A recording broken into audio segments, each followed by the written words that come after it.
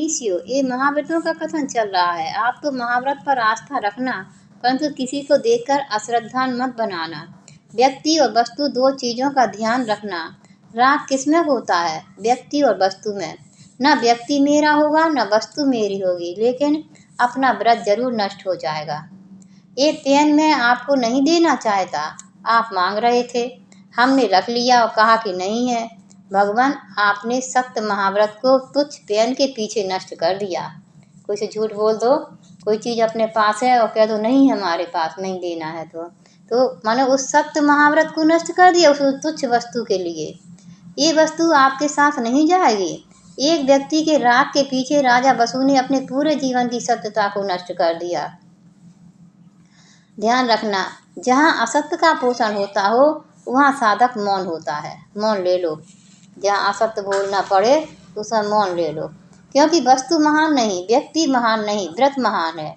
व्रत का पालन संभव नहीं। क्यों? वस्तु व्यक्ति जब तक दृष्टि में रहेंगे तब तक व्रत जीवन में आने वाला नहीं है। इसलिए अब चरणानुयोग को समझो। अलौकिक क्यों कहा है साधु को? आचार्यों ने इस शब्द का उपयोग किया है। मुनियों की अलौकिक वृत्ति है। वृत्ति से तात्पर्य चर्या है। भोग यानी द्रव्य तो अलौकिक है, तभी तो वृत्ति से तात्पर्य चर्या से है। भावों में निर्मलता नहीं होगी तो वृत्ति निर्मल कैसे बनेगी? भाव यानी द्रव्य किसमें है? आत्मद्रव्य में।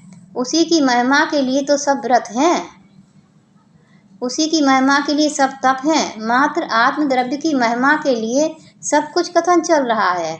अब देखना कि जहाँ एक जीव जरा सी वस्तु, जरा से व्यक्ति के पीछे अपनी सत्यता को खो बैठता है, वहाँ भी निर्ग्रंथ योगी जीवन देने को तैयार हैं, परंतु अपने महाव्रत छोड़ने के लिए तैयार नहीं हैं। इसलिए अलौकिक वृत्ति है।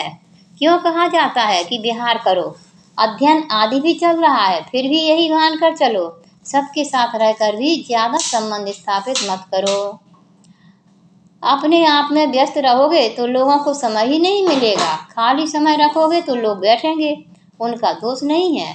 लोग कहीं लड़कर आएंगे तो वो सुना देंगे, कुछ खरीद कर लाएंगे तो वो सुना देंगे, यहाँ वहाँ जो सुन के आएंगे वो सुना देंगे। ये आपका विषय था कि सुनाने का मौका आपने दिया। जब हम खाली रहेंगे तो सुनना पड़ेगा। ज़्यादा संबंध स्थापित नहीं होगा तो राग नहीं बढ़ेगा। भोग यानी जीव राग से असत्य बोलता है, जीव द्वेष से असत्य बोलता है। तीसरा हेतु मोह से झूठ बोलता है। घर में कोई द्रव्य रखा है, आपसे कोई मांगता है तो मना कर देते हो क्योंकि देना नहीं चाहते। मोह चलता है 10वें गुण स्थान तक। चाहे तो मोह चल रहा है, दर्शन मोह नहीं चल रहा है। दर्शन मोह 4थे गुण स्थान में विलीन हो गया। हे योगेंद्र, अभी तुम बीतरागी नहीं हुए हो, सराग अवस्था है, कसाएं नष्ट नहीं हुई हैं, उपशमन हुआ है। यदि आपने संबंध स्थापित किए तो फिर प्रकट हो जाएंगे। कसाय कह रहे सराग अवस्था है, अभी कसाएं पूरी से नष्ट नहीं हुई हैं, उपशम हुआ है, और दूसरों से संबंध स्थापित करोगे तो कसाएं फिर प्रकट हो जाएंगी। भोग यानी सजगता रखते हो कितनी, रोटी चूल्हे में नहीं घुमाओगे तो जल जाएगी। राग द्वेष के बीच में अपने आप को घुमाकर नहीं रखा तो तुम्हारा चारित्र झुलस जाएगा। ऐसा मोह आता है कि लगता ही नहीं कि मैं क्या हूँ क्या नहीं हूँ। इतने गहरे में चला जाता है कि मेरे लिए भी ऐसा होना चाहिए था, मेरा भी ऐसा होना चाहिए था, हम भी कम नहीं हैं। ऐसे भाव आ गए जीव के मन में तो व्रत विलीन हो गया। न वस्तु तेरी है न व्यक्ति तेरा, पर व्रत तेरा चला गया। सुना, आप तो बोलने की बात कर रहे हो, झूठ बोलने के परिणाम भी यदि आ गए तो व्रत गया। भोग यानी प्रभाव का कर्ता जहाँ बना वहाँ नियम से मोह आएगा, उसे कोई रोक नहीं सकता है। जहाँ प्रभाव का कर्तृत्व भाव आया वहाँ मोह ने अपना पैर जमाया। इसलिए योगी अहर्निश निजत्व की ओर दृष्टि भागा है। द्वितीय महाव्रत सत्य महाव्रत के स्वरूप का व्याख्यान कर रहे हैं।